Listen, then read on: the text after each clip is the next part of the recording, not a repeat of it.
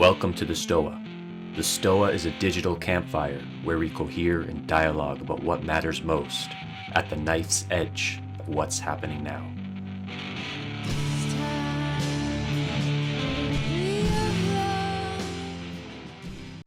All right, check-ins. I'm about 15% nervous. It dropped down to about 13% saying that. I'm a little just bodily just exhausted at the moment.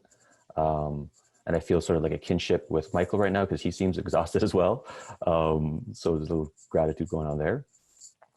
So welcome to the Stoa. I am Peter Limberg, the steward of the Stoa, and the Stoa is a place for us to cohere and dialogue about what matters most at the knife's edge of this moment.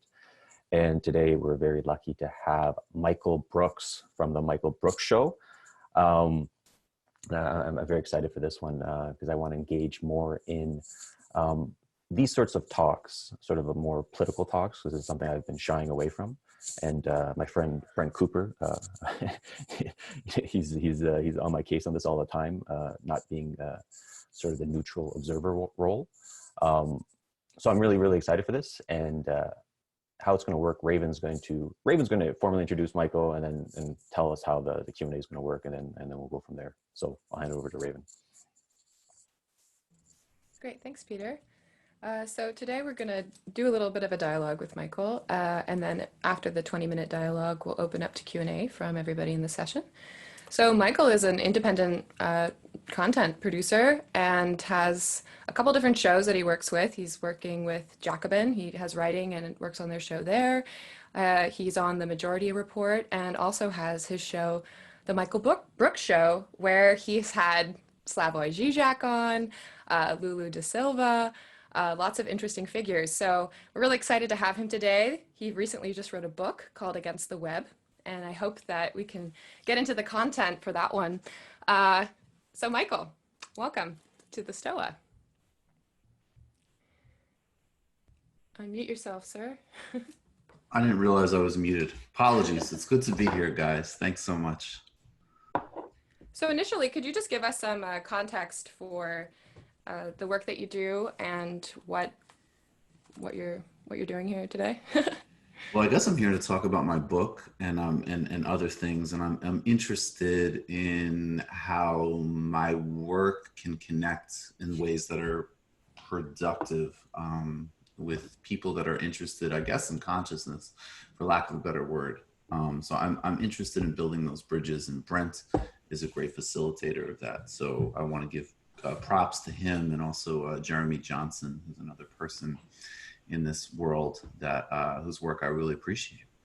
I am a talk show host, essentially, and I, my primary vehicle is the Michael Brooks Show. A lot of the focus of that show is on international relations, on trends in global politics. I definitely am coming from sort of a Marxist left, looking at things, trying to look at things in a very material and historical way, and figure out a better way of going into the future by actually being much more grounded in the past. So I think a lot of the work that I try to do is very historically oriented, particularly the longer forms and more deep dives. And one of the ways it actually intersects with the books, with the book, is really in feeling like a lot of kind of pop intellectual culture right now doesn't have a historical ground. And if we can start to have a historical grounding in things, we can have a much more dynamic opportunities for building a better political culture. So so Michael Brooks Show is probably the primary, that's my show, that's my vehicle, so that's probably the best way to really track what I'm doing. But yeah, I also do the show with Anna for Jacobin, and you could see me in a bunch of other outlets and I think with what some people might think to be some kind of contradictory impulses, but that's the synthesis. Like, on one hand, really trying to make a show that is grounded in a certain type of realism and attempt to look at the world as sort of clearly and dispassionately as possible in some ways, taking power really seriously and how power works. And then also at the same time, thinking that we need to get that some of the kind of questions that come from, I guess, spiritual places are relevant as well. So sort of like yeah, I think what some person, my show was described one time as like was like unwoke Al Jazeera. Yeah. And or which is interesting because I don't know how woke Al Jazeera is. I love Al Jazeera, but they are run, owned by the Qatari monarchy. Or Marx and Machiavelli meets Howard Stern and mindfulness. So that's kind of a flavor. But yeah, and I'm interested in these kind of conversations that I think could be productive bridge building. Yeah, absolutely. Yeah, because I mean, you just had Dr. Cornel West on, and he's a revolutionary Christian, and you had a wonderful conversation about the role of spirituality in politics and the fact that I think largely it's missing. And that's something that stood out to me that makes you kind of a unique figure on the left, to be talking about the spiritual elements of politics. But before we get into that, I'd like you to describe the thesis of your book, and kind of the framework of your criticism of the IDW. So the book, and in some ways the book, I mean, please, you should definitely go buy the book. It's a very good book. But I'll do a confession that, anytime you write a book, and a privilege and frustration, it can go either way, of doing live content multiple times a week, is that on one hand, I mean, there's a lot of content out there and plenty of room to make mistakes and think you could do things better. But on the other hand, it allows you to evolve day to day, and so to me, I mean, this is a cast of characters that I guess I was a lot more interested in, frankly, when I started the book. These folks don't occupy much of my attention right now. But the primary thing that I was interested in, and when I got contracted to do the book, was one, that I felt that these guys definitely were selling an ahistorical worldview. And that's a very big theme for me. I think you cannot pray or hope or anything to understand big questions about the economy, about why things look the way they look today, without looking at things in a historical process. And the reason that I refer to all of these guys as being somewhere on the right, in my view, even though I get that some of them are Democrats or whatever, but in a broader sense of understanding politics, what is your kind of frame, for what is your starting point for understanding things? And I think broadly, a left project looks at the material and historical forces as to why we are where we're at and how those things are operating. And I think that various right-wing projects, and by the way, in my view, there's some projects that might appear superficially very woke and quote unquote progressive that actually are quite conservative, because what they're trying to do is either naturalize things as a scientific process or mythologize things. So, you look at a lot of these folks, and my first big kind of collision with these guys was Sam Harris's writing on Islam. And, I guess I had objections that people would kind of expect on some sort of liberal grounds, that I think he was, kind of definitely being an asshole about it. And that there was very troubling implications from a policy perspective, what he was writing and what he was writing and advocating. But even more broadly was just the way that somebody thought that they could take on such an incredibly complicated terrain. And I mean, like stuff that you could spend as a scholar 2 or 3 years trying to understand what happened in Afghanistan from like 86 to 93 as a launching point for maybe scratching the surface of understanding the rise of a group like ISIS. And really thinking that you could skip over so much just reality and history and kind of substitute thought experiments and a few opinion polls and some quotes from some holy books. That just kind of offended me intellectually. And I felt that and then Jordan Peterson came along. And I think the thing that caught me with Peterson was that, and as you said, especially I guess for somebody on the left, I'm not allergic to the spiritual stuff or the interest in mythology. I thought his basic framework was kind of boring, and I didn't think it was particularly convincing. But I thought what was interesting about him, and this is what leads to the what made the book more exciting for me to write, was that he was speaking to so many serious and urgent needs. And I think he was, misdiagnosing them. Again, I didn't find his the name of the chapter on him in the book is The Dragon Who Didn't Do His Homework. So that gives you a sense of where I'm coming from in terms of my sort of how impressed I am with his work. But he was talking about serious stuff. He was talking about alienation. He was talking about lack of meaning. He was talking about really, really urgent things. And the response from the sort of conventional liberal sort of media was just to kind of point out the ways in which he was wrong, empirically or historically, which, fair enough. He gets a lot wrong. There's no doubt about it. He confuses Marxism with postmodernism in a way that, like, honestly, like any intro to history of philosophy class would clear up for you. But that wasn't really the point. The point was the themes he was speaking to. And if we didn't have a way of addressing those needs, then, we would just be kind of, failed moralizers, which is oftentimes so much of what kind of liberal politics basically is. And so I got interested in the book in terms of, okay, how can I answer what I think the mistakes these guys are making in ways that are bigger than them? Because I think that the models that they're using, that even if they go away, which they kind of have, they're still going to be replicated in other ways. This kind of impulse to take big, complex problems and reduce them down to simple stories.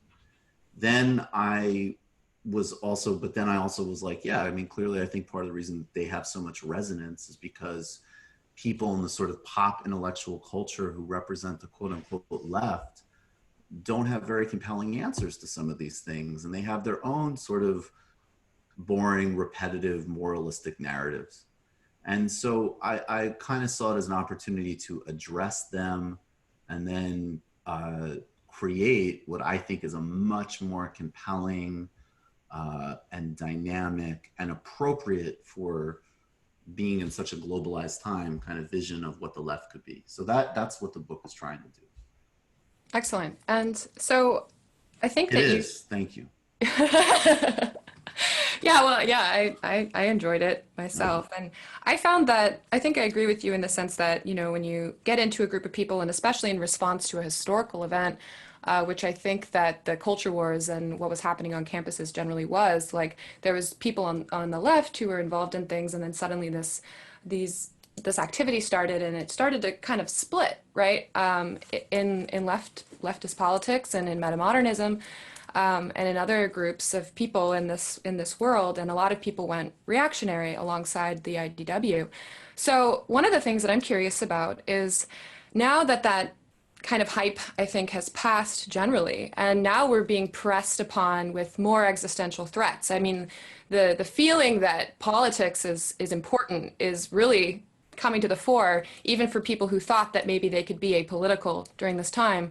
What would you say to people who went reactionary during this phase, in order to bring them into what I think you call Finland Station or cosmopolitan socialism, and maybe describe what those two things are as well? Yeah, so basically what I used in the book is a framework. And again, and I think people probably in this conversation will be more comfortable than sometimes I do interviews, and I notice certain audiences are hyper literalistic, which is a problem definitely in the IDW scene, and also in a lot of some of the left scene as well. But I don't mean these, and they weren't originally meant as these are not precise scientific definitions, but they indicate different ways of being in the world and looking at politics. So Bhaskar Sunkara, who's a collaborator of mine, he founded Jacobin magazine, talked about Singapore Station, Hungary Station, and Finland Station as three basically, three basic models of how to relate to politics. And Singapore is the world outpost of a certain type of neoliberal project. And if you look at anything from Fareed Zakaria to Davos to Thomas Friedman, again, it's not literally that people want to be Singapore, but what Singapore valorizes, what Singapore has succeeded in, and what Singapore also does not include is really the kind of endpoint of a certain type of technocratic neoliberalism. There is some degree of tolerance and respect and openness. People are judged along really their performance and contribution to the market system. There's a real, I mean, it's no mistake that, you know, Singapore is the one that's testing the robotic dog from Boston Dynamics, you know, to friendly, you know, gently remind people at public parks to keep social distance. You see this in the mayorship of Bloomberg in New York. And it's, you know, people know their place and people fit in a technocracy, and there is some room to advance, you know, along a market hierarchy potentially. And again, whether or not we're talking about places that are formally kind of managed non-democracies, or even the way a lot of, you know, I mean, Thomas Friedman in the late 90s has a famous phrase called the golden straitjacket, where he says, look, you can have elections and we can, you know, have competitive marketplace of politics, but if you don't have core economic rules in place that situate you for globalization, you're out of the game. And that is a very, you know, that's a core kind of Singapore statement. Then Hungary station represents this rise of these new kind of neo-authoritarian right-wing leaders that people talk about a lot. This, you know, Bolsonaro and Trump and Orban and so on. And, you know, there's, again, this is another thing, you can make distinctions between these different people and the different ways they're historically situated. But for purposes of this, they represent a kind of wanting to go back into the past, an imagined community of the past, a backlash in some ways against social liberalism, but really a strong defense of market and capitalist activity as well, but wanting to preserve basically various types of, you know, in the America's case, say, like a white identitarian politics along with that market formulation. And Finland's station represents, you know, Lenin on his way back before the Soviet Revolution. And again, this is not about getting into a big debate about the Soviet Union and what it was and all of this, but that revolutionary activity. And the proper reading of Marx is that it's a fulfillment of an expansion of democracy project. The idea was that just as the sort of divine right of kings was interrogated in the political realm, people need a great deal of more agency and power over their own economic lives. And you know, the events of 1917 are extraordinary. I mean, that level of public participation and energy for the idea that you're going to get rid of a feudal system and also get rid of kind of a discredited parliamentary, you know, not that you wouldn't still have a democracy, but that you would have a substantive democracy is dynamic and important. And so the argument of the book is really that the IDW and a lot of right-wing politics represents different, and a lot of our world politics today represents a conflict between Singapore and Hungary, and we need more Finland. And so I think to people who've been really caught in the IDW, I guess, and kind of reactionary politics, I guess I would say on one hand, that's maybe more inviting, is that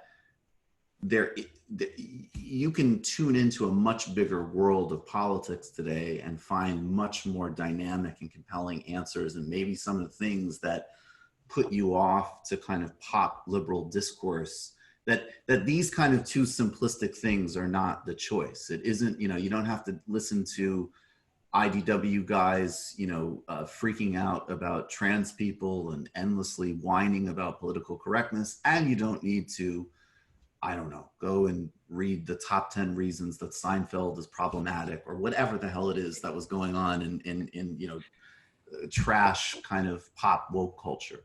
That there are people who are really doing work to try to understand why we are where we are today. And I think, you know, again, some of the manifestations of this are things like, you know, Bernie Sanders and so on, which particularly in the United States, having an agenda of basic universal decency that has never been achieved here is really significant.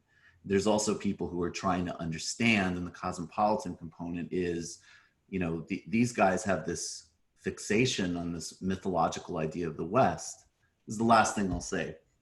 I think they've, in various ways, particularly Peterson, I guess Ben Shapiro too, although, I mean, obviously I take him less seriously. But they have this very romantic and ahistorical idea of what the West is. Now, the sort of shallow woke response to that is to say, well, no, like, screw the West. The West has always been evil. The West has always been corrupt. My response, and the response to the tradition I'm in, whether it's CLR James or Cornel West or Adolph Reed or Fatima Mernissi or people like this, is to say, well, first of all, the quote unquote West is literally an ahistorical concept. There is no unbroken chain from Greece to today. And even when we go back to Greece, we're already talking about a society that was Pan-Asian and African, had a variety of influences from its inception. And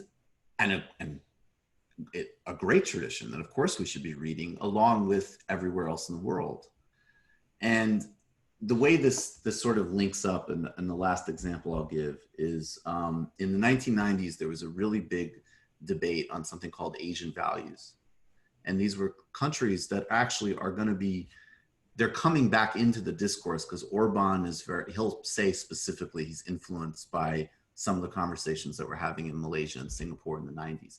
And in this time of like big triumphalism in the post-Cold War world, there were these two positions. And one was that, you know, you have to get on board with the Western model of democracy and quote unquote human rights.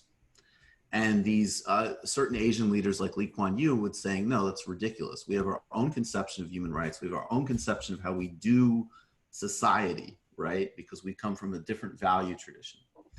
And very big influence on me, Amartya Sen, who's an Indian economist and philosopher. And he was at Oxford at the time. And he said, you know, this is a ludicrous debate because the Western chauvinists are acting as if they have invented, and again, in this ahistorical flow, like from Socrates to Clinton, we came up with human rights, we came up with democracy, we nailed it, everybody should just copy us.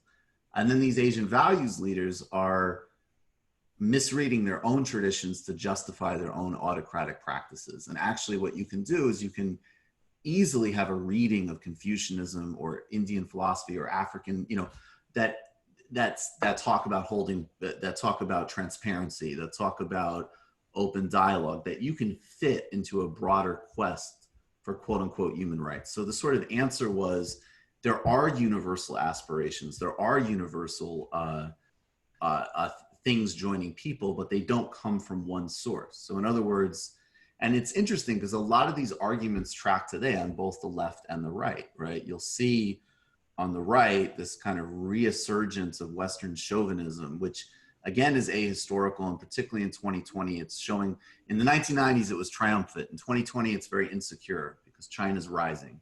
And this just doesn't fit with the world as it works and looks today. But then on both the populist right and this neo-nationalism, where there's obsessions with the nation state, there's these fixation on the idea that there are distinct communities and they can't necessarily overlap in healthy, open democracies. And then even on parts of the left that push so far into identitarian politics that from like standpoint epistemology, it's like we can never overlap on anything because our experiences are too different. So all we have to do is sit on platform capitalist platforms of, you know, from Silicon Valley and, you know, berate each other or hear each other or recognize each other. We can never have a tangible common project. And so I thought Sen was so relevant, and I connected it with my own really strong orientation towards labor politics and the things that everybody needs, regardless of where they are: healthcare, housing, greater power over their economic lives. But that this Sen model was so relevant because people are rightfully wanting to have their own narratives about progress, democracy, and things like that, rooted in narratives that aren't just the usual Western ones. That's a correct impulse. And they want, and it's one that's showing up on both the left and right in very different ways. And you can't just dismiss that. But then on the other hand, we actually need to hold the idea that in fact there are universal commonalities, there are similarities, there are shared impulses, there are shared trajectories. And the best way to recognize that is by actually being truly global in that sense, so that you're in a process of addition, not subtraction. Excellent, thank you. So I want to open up questions from the chat. So if you have any questions for Michael, go ahead and put them in there and I'll call on you and you can unmute your mic. But until somebody asks a question, I wanted to ask you, so we're talking about like this kind of universal value, which of course goes against the idea of postmodernism. So you can't really lump you into a postmodern perspective because we have this idea that, but also that there's this multipolarity, right? That this idea of human rights shows up in cultures in various places at various times in history. Is there some connection to spirituality here? Do you think that there's a relationship between kind of fighting for this higher element of human freedom and also spiritual practice? It certainly is in some places. I mean, one of the kind of funny positions that I'm in is that some of my critique of standard issue Western liberalism comes because I am, very interested in and trying as best as possible to be engaged with other places. So, Brazil is a place that's very important to me. President Lula was the world's most important political prisoner. I had the, great honor of going to Sao Paulo and interviewing him. And, you can't understand. I mean, you can't understand the Workers' Party certainly without understanding trade unionism and socialism. And you also can't understand it without understanding liberation theology. So I don't, so to me, regardless of whether or not you're personally engaged that way, there just needs to be a much more mature and cosmopolitan conversation about religion and spirituality and the different ways it manifests. I think what this book potentially could point to, I don't go into it, but I think that a corollary with understanding that intellectual and political movements are in relationship. Like I just was watching a great interview with the former president of South Africa, Thabo Mbeki, who was talking about that when he was organizing in Europe as the information minister for the African National Congress against apartheid, how it was really striking being in Ireland, because he would see, he was like, yeah, we needed everybody's, help, and it was great. But the conversation in London was different. In Dublin, they had books for me to read that were relevant for how we were building our own strategies. And that to me is incredibly inspiring. But even beyond that, I think that it could point to, if we're in a process of an addition, not subtraction, I think people's ways of relating and being in the world existentially and in terms of individual and community could be relevant. So that to me does point to the validity of being open to spiritual experiences and how they interact with people's approach to politics and those quests that we were talking about. So I think it's possible. I mean, I also will say, like, I think postmodernism has become kind of a stand-in for, the work of questioning power narratives and how things get naturalized. That isn't the primary home of my politics, but I could tell you that, if you had to read Foucault, love him or hate him, or Derrida or whatever in college, you pretty quickly got that this wasn't the same as somebody going, that's just like your opinion, man. Like, it's very demanding stuff. So I do want to note that too. And I actually think another thing that is being reacted to that I guess in this bunch, like Harris really exemplifies, even though he has this kind of funny, he's a promoter of meditation, but I think a very like flatland approach to reality that has no distinction making when it comes to certainly spirituality and religion, right? That it's all just quote unquote untrue. And that's all you need to know. And that to me, again, just even sort of anthropologically, I don't know what does the truth claims of the Bible have to do with liberation theology in the Union Building on San Bernardino. Like it's totally irrelevant, and it shrinks your worldview in really disastrous ways for, understanding how things work. Great. Thank you for that answer. Peter, would you like to unmute yourself? Yeah. So let me see how I'm going to formulate this. Questions around sort of like strategy, outreach for political ideas. And as I mentioned in the beginning, Brent's always on my case. Like, Peter, you got to be more political. You got to be more political. I'm like, okay, not yet. He's right. And just thinking into it, just listening to you speak, it's like a lot of this feels above my pay grade, right? And I know if I did my homework, if I just sat down and just like read it, I'm like, yeah, I could grok it. And just thinking about that resistance I have to even want to engage in politics, it's like what you said. It's like there's like it's like they're trying to manipulate my emotions all the time. It's like this scintillating, like on the social justice warriors shaming you for being a white male, and the intellectual dork web attacking you for this or that, for not being based enough. And I'm just like, okay, fuck off. I just go away. Like, and my stoicism kicks in, and my reps there, and I just want to create some distance. And I think in that act, it's like almost the whole category of politics I push away, and I don't want to engage in it. So I guess to tease out a question there is how to ethically go about talking about these very important issues that you're talking about in such a way that's attractive to people like me. And I imagine someone who's have a meta awareness of this, a lot of people don't. So I guess what is your current strategy, or what is a good strategy to go about that? Well, I mean, that's ever evolving, right? And also you don't know. I mean, one of the things that's funny to me about this whole terrain is like, again, I mean, you see this with, I guess, some of these IDW characters, all day, like, oh, like, don't be a snowflake. And meanwhile, oh my God, you criticized a guy that I like his books, and I'm going to have like a 3 weeks mental breakdown and, harass you on Twitter. So I think I think you actually have to distinguish between form and substance, right? So,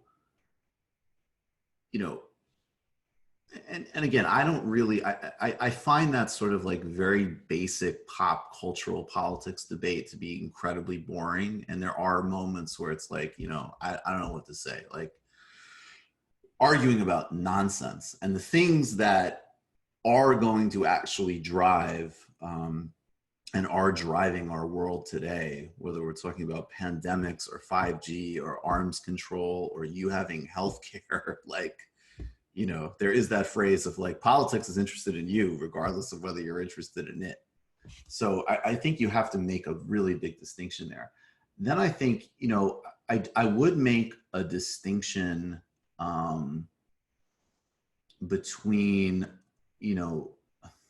a mediocre representation of ideas that might have some validity and some relevance versus something that is just sort of, hacky and redundant. But, I don't know, as far as communicating these ideas, it's very difficult because I've as an example, I've had feedback from some people that say like, oh, you got me much more engaged in politics. In fact, you changed my politics because the show is intellectually open and whatever, but it's also funny. It also has a certain attitude to it. It's also entertaining. I see other people who, I don't know, I did some impression of Jordan Peterson like 18 months ago, and they are unable to watch an interview with Cornel West. They're so emotionally distraught by that. And so, in my own process, it's a dialectic. Sometimes I get the feedback around, sort of what you're saying. And my response is like, ironically, it's kind of just like, Jesus, dude, I don't know what to say. Man up, like read a fucking book. Like this should not be so like heavy. It shouldn't be so like emotionally dramatic. Like take some of that stoicism and ride out a few uncomfortable conversations and get engaged in this stuff. Like read the Financial Times. This is real. And extremely real.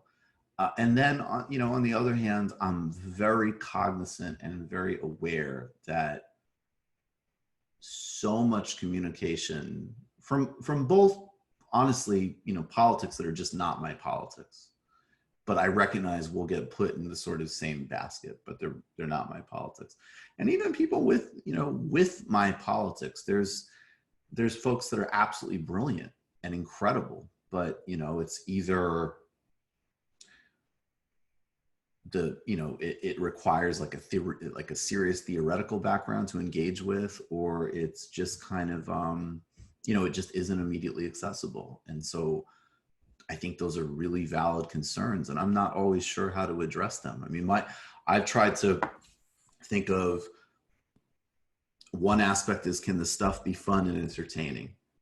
The other aspect is, what can I learn from somebody like Cornel West in terms of just like the energy of the presentation? He's like a really big hero of mine. Yeah. Although also I do think with some of these people, whether we're talking about Cornel West or Lula or whatever, I mean, we can apprentice these people, but that's going to come with age, you're never going to be able to project that kind of, like, I don't know, there's so much work that needs to be done internally and externally, but you can model the best. And then that third, that I think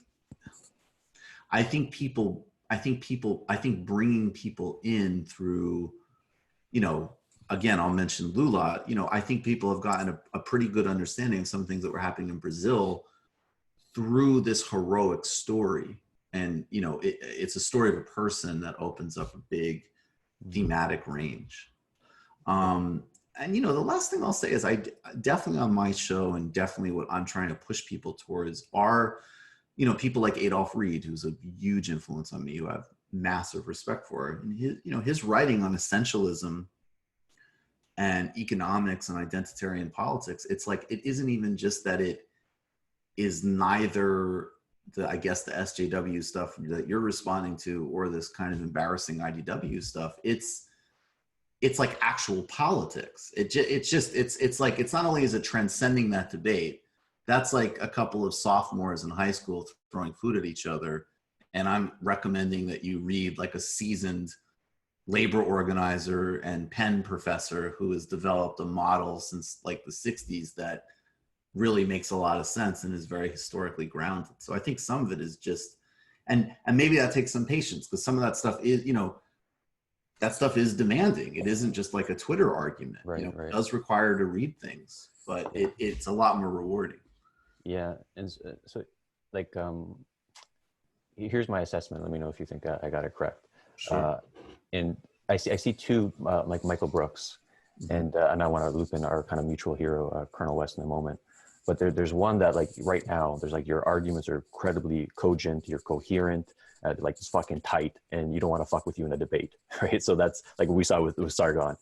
And then there's that was another world then. Jesus Christ. And then there's that kind of like that devilish Michael Brooks come up when like Sam Harris's name comes up, you just fucking like go off the rails on him. And I kind of like it too, because he kind of annoys me a little bit. But like you said, there's like a bifurcation, because there's people who like Sam Harris. There's like a parasocial relationship that they have with him, and they could get triggered in the wrong way, or they might get seduced the right way. And I see you just being authentic. I just see you being you, and then you have these two personalities. But like you said, our mutual hero, West, like Trump, his ideological component, brother Trump, right? The guy is like, just, you feel his ideas are coming from a place of love. And so I don't know if there's a question here, but like, I guess, how do we be more like West, or how do we get guys like West to be more influential? Well, West is pretty influential, but I mean, I think that the trick in what you're saying, though, and again, this is a funny thing, because I see this both certainly in a lot of places on the left, like, oh, why can't you be nice, or whatever. And I see this in a lot of places on the right, frankly. I mean, Cornel West, it isn't just that Donald Trump is his ideological opponent. He says he's a fascist and a gangster and an existential threat to humanity. I mean, this guy is so clear.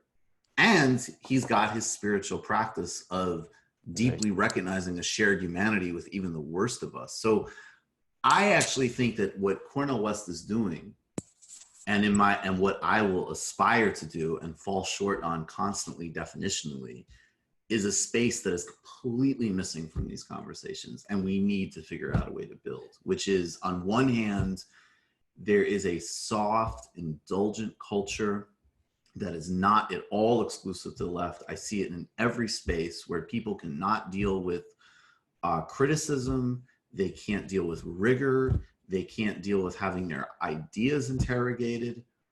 And then conversely, people completely dehumanize each other, Right.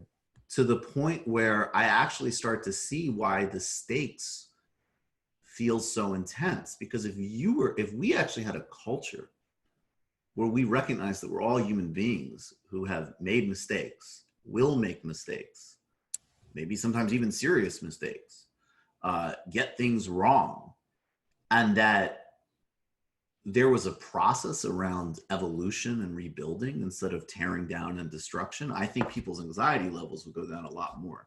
Right. So I think that it's a really hard process, and this is something that I'm thinking of a lot more recently. I don't exactly know how to engage with it, but I will say I notice people skip the sides of the equation. Like, some people say, like, oh, Cornel West kills him with kindness, and it's so great the way he calls somebody a brother before he like rips them and and beats the shit out of them. And then spiritual people are like, oh man, it's so great the way he does that. And it's like, he's doing both. Yeah, I agree. And he's really doing both. And so I think the question is, how do we cultivate a culture that allows for both? And maybe, honestly, I do think some of these social media platforms, not necessarily, I think obviously being able to do a show in these new podcasts and YouTube vehicles or whatever is incredibly lucky and interesting. It has its own problems. But I do think I just don't ever think there's any way of generating a healthy Twitter discourse, as an example. Yeah. I think it really does lend itself to exactly the wrong kind of incentive structure. So yeah, I think, and look, and I can totally say with regards to Sam Harris, like, and again, I find this to be another interesting tension. I don't like him. I find the worldview, the presentation, I think it's actually incredibly mediocre, and I think it's attached to like an extraordinary kind of arrogance. I don't like it. But I also, of course, I've definitely had to ask myself, I don't know what the answers are. I don't know why that pisses me off so much at times. Although, again, already, I'm sure the way I talk about these guys today is different than I talked about them 2 years ago, maybe even a year ago, because I'm in my own process. So I think that if you want that Cornel West space, it's going to embrace a really interesting contradiction, because it's going to involve so much more actual tolerance and so much more actual ability, but then, and forgiveness and openness, but it's also going to be a lot more rigorous. I mean, one of the things in that interview that was so fun that he did was, he was praising my book, which was blowing my mind. And he had this great line, which I don't know how many people caught, but it was like this beautiful slight dig at the people I'm writing about and at me, where he's like, it's a great book. He goes, these aren't the most profound brothers that you took on. Beautiful. It's like a little bit like, yeah, great. You ran circles around these guys. Like, be humble. And he even did a thing. He was like, you didn't take on like Plato and Edmund Burke. I was like, that's true. That's a very good point. And then but then also, what a great shade on them. Yeah. I mean, and that's, again, I think sometimes we just gotta, we talked about the Jordan documentary earlier. I mean, so we just gotta watch and prototype the best people to some extent. Yeah, I'll hand it back to Raven, but what just come to mind is, Brent, the whole meta-modern movement, they call it philosophical allergies, and like just certain, like, people and ideology just trigger you don't know why. Like Sam Harris, like my read on that, there's like this concealed arrogance, just the performance there, and it just annoys me. Right.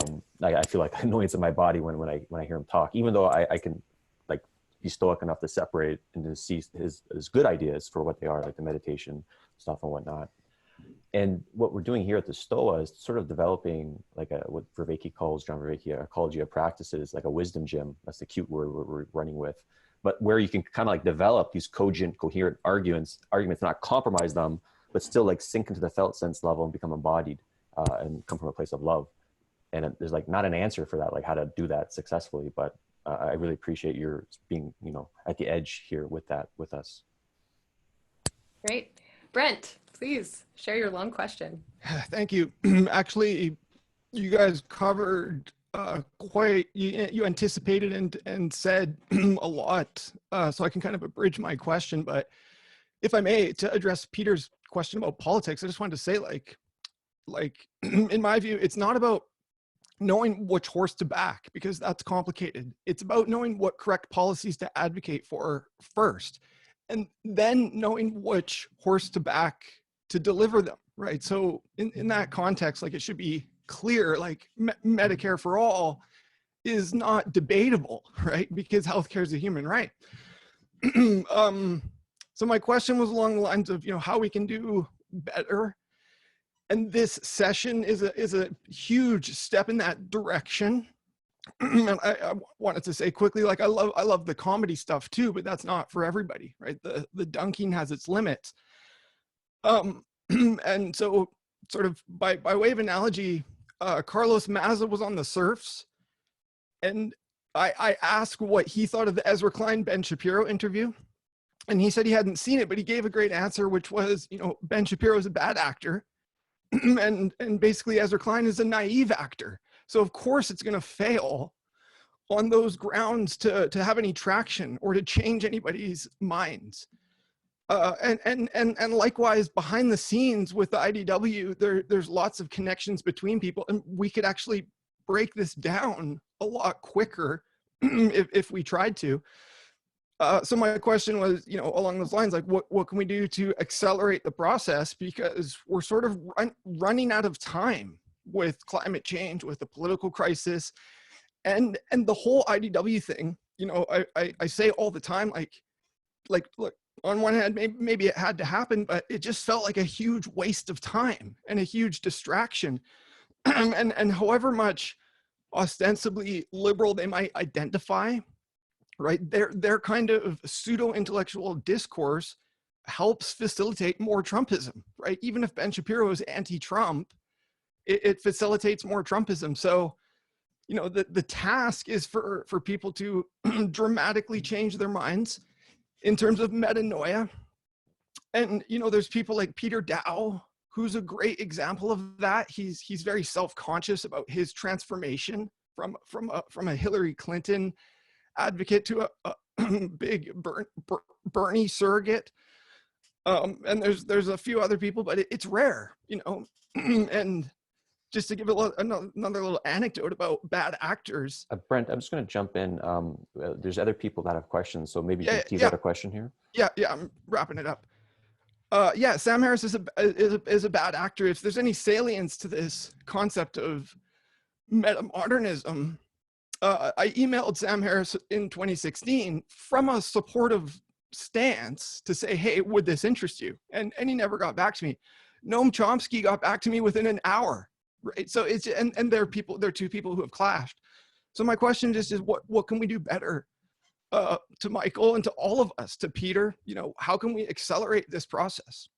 I think that the one thing that I would just move off of briefly from that is, I read a lot of Ken Wilber when I was younger. I was a big Ken Wilber guy. And he was helpful for practice ideas. And, I was doing my meditate and then take a run, do yoga, because I was a Ken Wilber guy.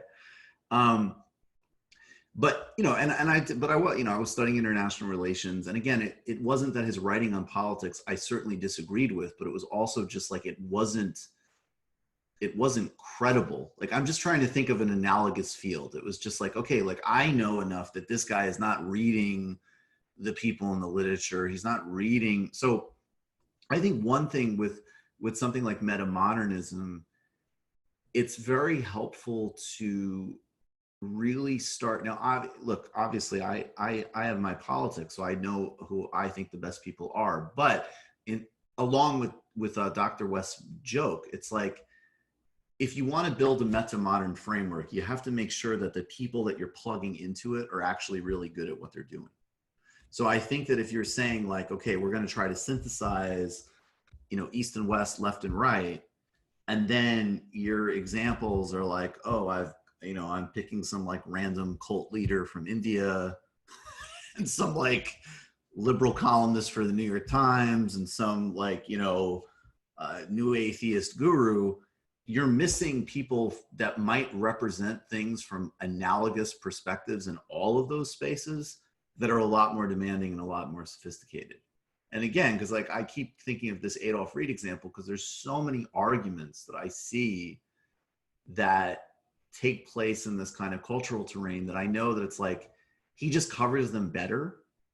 And it's not even a question of like, yeah, of course, I'm sure he would come down on one side or another of things, but he genuinely transcends this debate. And if you want to take that on, then you got to read stuff that is analogous level to him to take on. So I think part of accelerating the process is making sure that the sources we have are good. And that's one of the things that I did that I liked about doing this book too, is just honestly alternative, like these are more interesting people to read. It's more interesting to read Cabral. It's more interesting to read Adolph Reed. And it's more interesting to read, people that are really engaged in this stuff. So yeah, that's where I would start, but I'll wrap it up so we can get a few more in. Great. Looks like maybe we could get in one more question before you have to. Guys, I can go like another 10 or 15. I have another thing, but it's less tight than I thought it was. So we can go a touch longer. Okay, that's excellent. So yeah, we'll cover one final question and we'll let you answer it to your leisure. Let's see here. So Ron, we are getting to your question. Would you like to ask it? Thank you. And you may have touched on this already, Michael, but and pardon if there's a little rambling. Coming in, I definitely had resistance to the idea that Harris and Peterson particularly are on the right, so to speak. I know how they look that way under maybe our current political categories and lenses and whatnot. And I'm very into the meta-modern stuff, I would say, just so you know my perspective. And we had a thing on that just a couple hours ago. And I look at someone like Peterson, I can't say about Harris, as a meta-modern phenomena in many ways. And interestingly, as I'm listening to you today, and I find I'm having way less resistance to your talk than I thought I might have had coming in. So that's always a pleasant surprise. And usually people who identify as being in the left, I sometimes will find I have a resistance. But I'm finding your overall approach and vibe, whether you think this way, is meta-modern to me.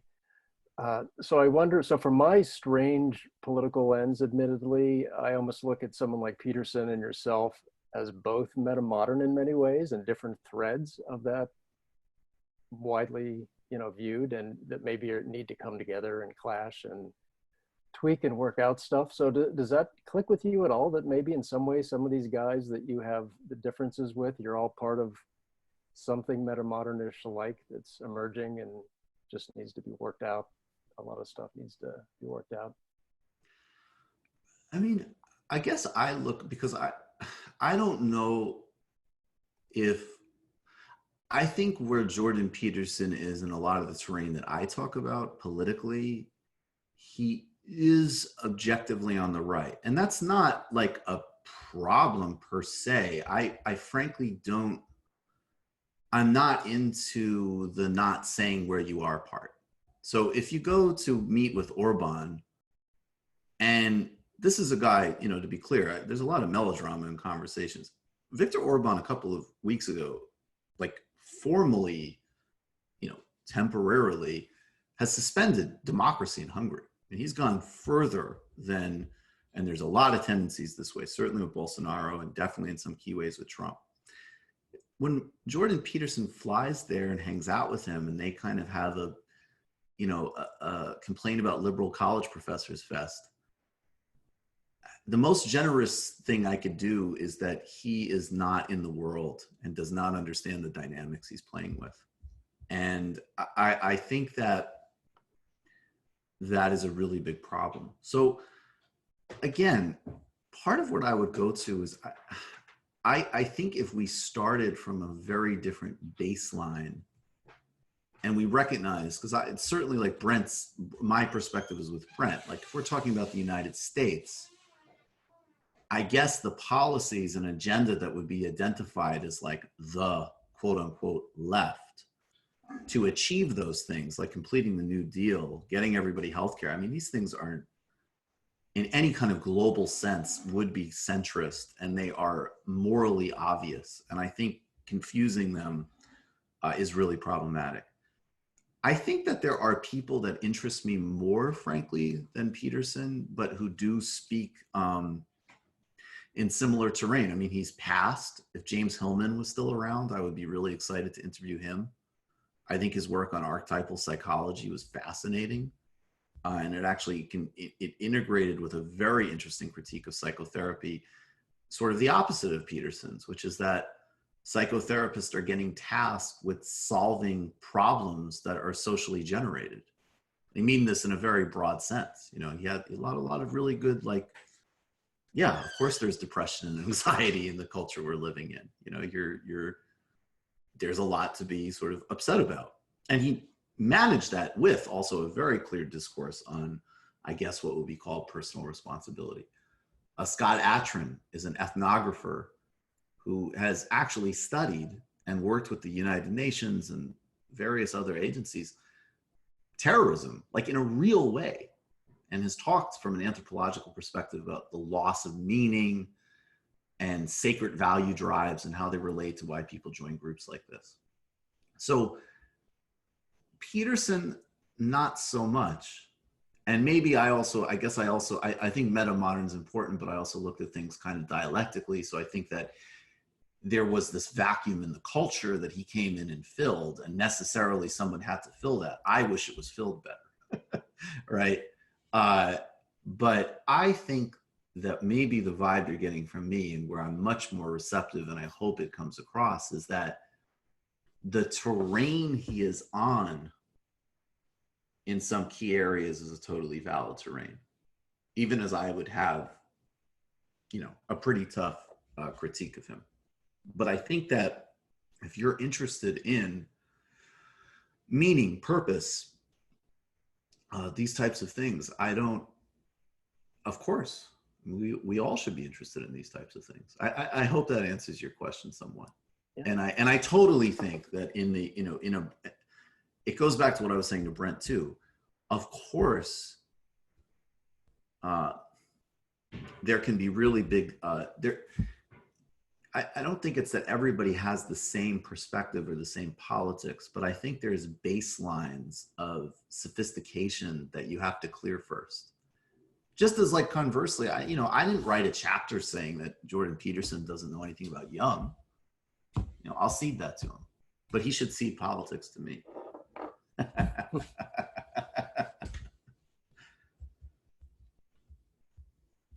Excellent. And with that, are there any final statements you'd like to say, Michael, before we close up the session?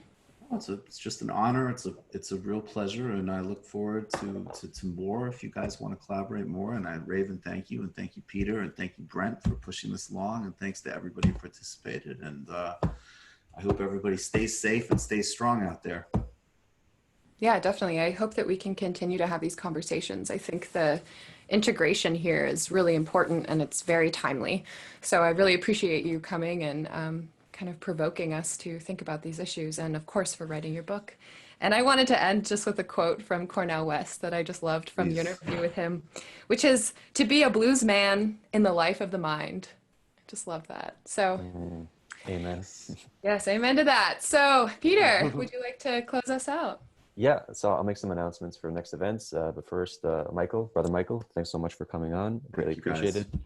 Brent, thanks so much for being annoying in a wise way, and everyone for the questions today, and of course Raven for excellent emceeing today's event. So tomorrow we have Unasked Questions with Nora Bateson. That's at 1 p.m. Eastern Time. We have Relational Exegesis, the group papers with Freja. I'm pronouncing your name. That's at 4 p.m. And then Radical Honesty During a Pandemic with the self-help author Brad Blanton. That's at 6 p.m. Eastern Time. You can RSVP on the website. And if you're inspired to provide a gift, you can just go on the website, and then there's check out the gift economy there. All right, everyone. Thanks so much.